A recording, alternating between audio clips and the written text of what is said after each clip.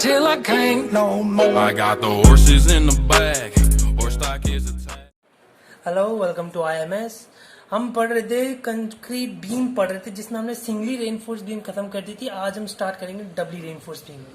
ये भी उसकी तरह सेम टू सेम है, बस इसमें जो जैसे कि हम देखते हैं कि सिंगली रेनफोर्स बीम में जो स्टील होता है, जो बार्स होती है, जो स्टील बार जो सरिये होते हैं, वो सिर्फ टेंशन जोन में लगते हैं, लेकिन डबली रेनफोर्स बीम में वो कंप्रेशन जोन में भी लगते हैं। यही फर्क होता है इसके अंदर। जैसे हमें क्या होता है भाई, it is a type of beam which has reinforcement in tension as well as in compression zone.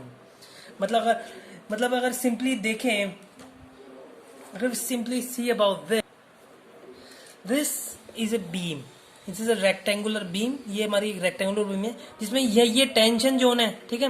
नीचे वाला टेंशन जोन होता है और ऊपर से फोर्स लगता है अपना, ठीक है। नीचे का टेंशन जोन होता है, ऊपर का कंप्रेशन जोन होता है। तो कंप्रेशन में भी जब स्टील लग जाती है तो हम इसे कहते हैं डबली रेनफोर्स बीम।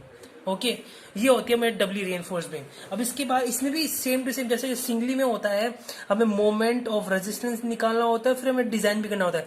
ये में भी डबली रेनफोर्स बीम में भी यही होता है कि हमें पहले एक मोमेंट भी निकाल सकते हैं और इसमें डिजाइन भी कर सकते हैं। तो ये इसमें दो टाइप की प्रॉब्लम्स आती है इसकी, ठीक है। Moment of resistance of doubly reinforce beam and design doubly reinforce beam, ठीक है।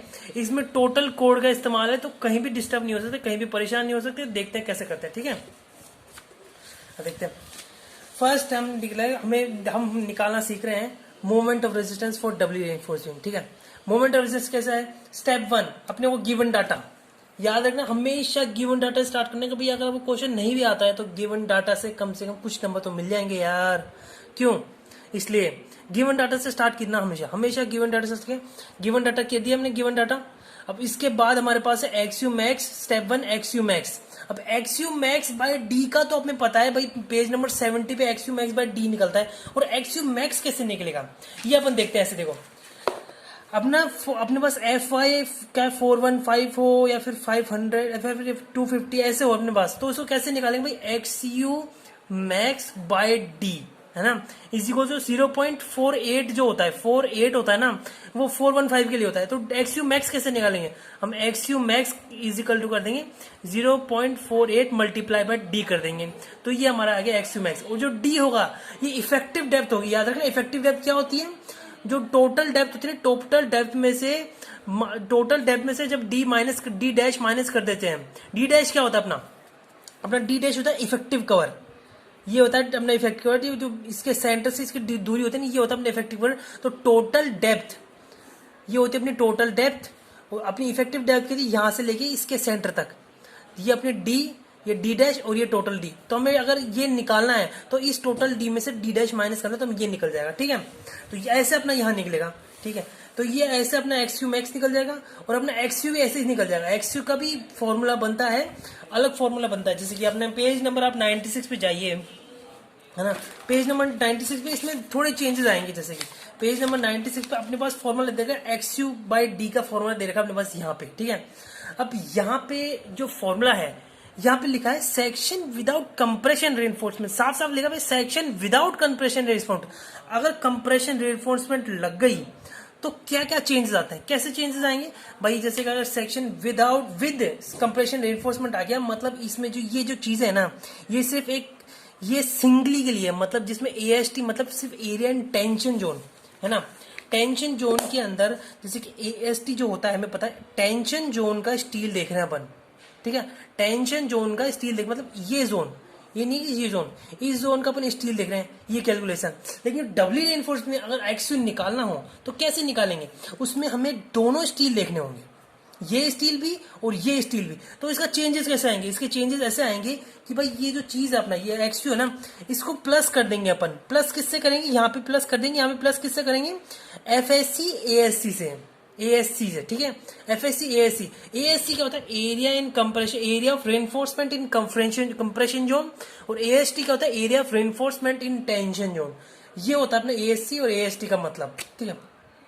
यहाँ पे लिखा हुआ है देखो, सेक्शन विद कंप्रेशन रेनफोर्समेंट है ना। यहाँ पे हमारे पास एक ये दिया हुआ है अपने पास FSC ASC, इसको हम इसमें प्लस करेंगे तो यहाँ पे कुछ ज्यादा मतलब थोड़ा सा मॉडिफाई कर दिया। वो जो डी है, डी यहाँ पे डी है, यहाँ पे डी है, तो कसुकट हो जाएगा। तो हमारे पास जो फाइनल जो फॉर्मूला हमारे पास बनेगा, फाइनल फॉर्मूला क्या बनेगा, X U is equals to का 0.87 F Y A S T plus में F S C A S C, याद रहा A S C area steel compression zone, ठीक है, divided by 0.36 F Y B और D. यहाँ पे ऐसा फॉर्मूला होता है अपने पास, लेकिन ये जो डी है ये इससे कट हो जाएगा तो हमारे पास ये फॉर्मूला बचेगा। ये फॉर्मूला होता है जब अपना डबली रेनफोर्स बीम हो उसके लिए अपने को एक्सयू की वैल्यू निकालनी है, तो अपने पास ये फॉर्मूला बनता है, ठीक है। इसमें और कोई चेंजेस नहीं है, एफएससी और एएससी होता है। और जो एफएससी होता है, आपको अगर प्रॉब्लम आए या फिर कभी भी अगर एग्जाम में भूल जाओ तो एफएससी का एक फिक्स मान तो नहीं होता है, एफएससी का मान चेंज होता रहता है, लेकिन 80% टाइम जो एफएससी होता है वो निकलता है 0.85 FY, ठीक है। और इसका मोस्टली मतलब आज तक मैंने जितने भी न्यूमेरिकल सॉल्व किए, मैंने कम से कम 50 से 60 न्यूमेरिकल तो मैंने डब्ल्यू और सिंगली के सॉल्व कर दिए, है ना। इसके अंदर सबसे ज्यादा जो मैंने आज तक देखा है, मोस्टली मतलब लगभग सब में देखा है, तो इसका मान होता है वो 352.75 एफएससी जो होता है, ये एफएससी से निकाला जाता है, मतलब FSC is equal to 0.85 FY। इसका ज्यादातर मान निकलता है, अगर 415 हो, 500 हो, या फिर स्टील की ग्रेड पे डिपेंड करता है ना। लेकिन ज्यादातर मैंने आज तक जिसमें देखा है कि FY अपने को 415 देते हैं न्यूमेरिकल के अंदर, जब भी एग्जाम में देते हैं 415 देते हैं, और इसका आंसर आता है 352.75, ठीक है। मोस्टली हर में मैंने देखा, मोस्टली में आपको यही आंसर मिलता है। और जो ये अगर आपको इसमें ऐसे चेंज करना है, बस 0.85 FY के अंदर आपको चेंजेस करते रहना है, ठीक है। ऐसा और कुछ भी नहीं है, एफएससी का मान ऐसे ही निकलता है ज्यादातर, ये होता है एफएससी का मान। अगर आप भूल गए कि भाई आपका फॉर्मूला क्या है, तो फॉर्मूला थोड़ा डायरेक्ट 352.75 या 352 भी कर सकते हो, 353 भी कर सकते हो, कोई दिक्कत नहीं, आप कर देना एग्जाम में बिना फालतू में, वो तब इतना गहराई में भी नहीं देखता एग्जाम में, ठीक है। ऐसा होता है अपना मतलब चेक करने वाला, ऐसा होता है। तो एफएससी की वैल्यू ये हुई। एएससी क्या होता है, एरिया ऑफ स्टील, अपन एरिया ऑफ स्टील, एएसटी अपन कैसे निकालते हैं, number of bars multiply by area of steel, area उनका है ना। जैसे ये हो गया 20 मान लिया बार है ना, 20 mm की बार है और 4 बार है, तो ये अपना होगा एएसटी एरिया है ना। अब एएससी कैसे निकलेगा, सेम अगर कंप्रेशन में 4 बार है तो 4 बार कंप्रेशन में multiply by pi by 4 multiply by 20 की जगह 16 लगा देते हैं, और क्या है, ये आ गया अपना कंप्रेशन जोन में, ऐसा निकलता है इसका एएसटी। तो ये अपना हो गया यहाँ पे एक्सयू भी हो गया और एक्सयू मैक्स भी हो गया।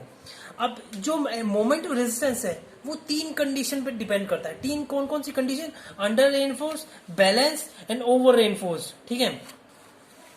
जब अपना एक्सयू जो अपने पास ये दोनों वैल्यू होगा, इस दोनों के ऊपर वैल्यू को डिपेंड करेगा। जब अपना एक्सयू मैक्स एक्सयू से बड़ा होगा तो अंडर रेनफोर्समेंट होगा, उससे अपना ये फॉर्मूला बनेगा। अब एक चीज मैं बताऊं, ये फॉर्मूला कैसे बना। ये फॉर्मूला बनता है डायरेक्ट अपने पास, ये एकदम से ये क्वेश्चन में दे दिया अपने पास, पेज नंबर 96 पे दे रखा है।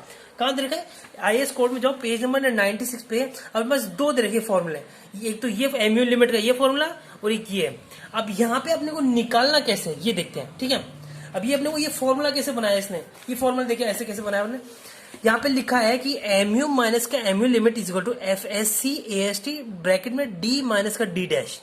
जो ये जो चीज है ना अपनी, यही वो फॉर्मूला है। कैसे फॉर्मूला देखना, अपने पास क्या फॉर्मूला लिखा हुआ है, बस फॉर्मूला लिखा हुआ है एमयू माइनस का MU limit, okay, is equal to का एफएससी एएससी डी माइनस का डी डैश। अब क्या किया इसने, अब यहाँ पे क्या किया इसने, जो एमयू जो नेगेटिव में था इसको इधर, इसने इधर कर दिया इसको, है ना।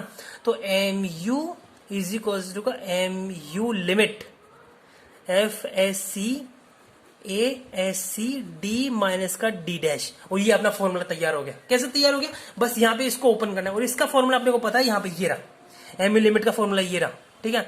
यहाँ पे ये फॉर्मूले को अपन इसमें पुट कर देंगे। कैसे पुट करेंगे, जैसे कि अपन ये फॉर्मूले को इसमें पुट करके देखते हैं। तो 0.36 FCK 0.36 FCK XU max divided by D bracket में 1 माइनस के 0.42 XU max divided by D, okay.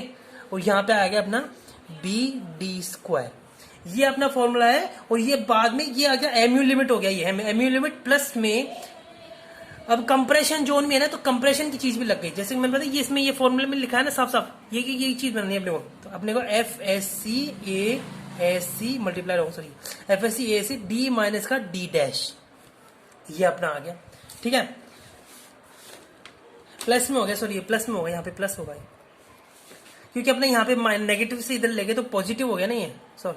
तो ये क्योंकि मल्टीप्लाइड में इतनी वो डिवाइड में तो मल्टीप्लाई नहीं होगा, तो एमयू लिमिट इधर जाके पॉजिटिव हो जाएगा, और यहाँ पे प्लस हो जाएगा, तो यहाँ पे प्लस ऐसे होगा अपने पास। ठीक है, तो अपने पास यहाँ पे और कोई चीज नहीं है, ये अपना फॉर्मूला बन गया। अगर आपको फॉर्मूला जो मैं लिखा हूं यहाँ पे, जैसे ये फॉर्मूला जो मैंने लिखा है ना, ये फॉर्मूला का याद नहीं हो तो वैसे फॉर्मूले तो आप खुद बना सकते हो वहां बैठ के, 2 सेकंड लगता है फॉर्मूला में कि भाई ये अपने पास फॉर्मूला है ना, इस फॉर्मूले में जो एमयू लिमिट है उसको इधर ले जाओ, वो प्लस में हो गई, और फिर बाद में उस फॉर्मूले को सॉल्व कर दो, क्योंकि यहाँ पे अपने पास एमयू लिमिट की वैल्यू दे, एमयू लिमिट का फॉर्मूला भी दे रखा है। तो ये करना है अपने पास, यहाँ पे आएगा। अब चेंजेस कैसे आते हैं यहाँ पे, चेंजेस कुछ ऐसे आएंगे जब यहाँ पे 3 तरह के चेंजेस आएंगे, 3 या 2 ही चेंज आते हैं देखा जाए तो। क्या आते हैं चेंज भाई, एक्सयू मैक्स अगर एक्सयू से बड़ा हो तो यहाँ पे जो सबसे दोनों में जो कम वैल्यू होगी, मतलब एक्सयू की क्या वैल्यू कम होगी ना, उस वैल्यू को एक्सयू मैक्स की जगह रखेंगे। मतलब यहाँ पे एक्सयू जो है ना, ये एक्सयू मैक्स था, फॉर्मूला वही है, बस एक्सयू मैक्स एक्सयू क्यों रख दिया, क्योंकि ये एक्सयू की वैल्यू इससे छोटी है, ये किया है इसमें, और कुछ भी नहीं किया, बाकी सारा फॉर्मूला है। अब एक्सयू जो एक्सयू मैक्स से बड़ा है उसमें ये छोटा हो गया, तो ये यहाँ आ गया। अब ये दोनों बराबर है तो एक्सयू मैक्स इधर ही रख दिया, एक्सयू मैक्स को ही रख दिया इधर। अब यहाँ पे एक्सयू मैक्स की वैल्यू भी अपन निकाल चुके हैं एक्सयू मैक्स की, तो दिक्कत नहीं होगी, एक्सयू की वैल्यू भी निकाल चुके अपन।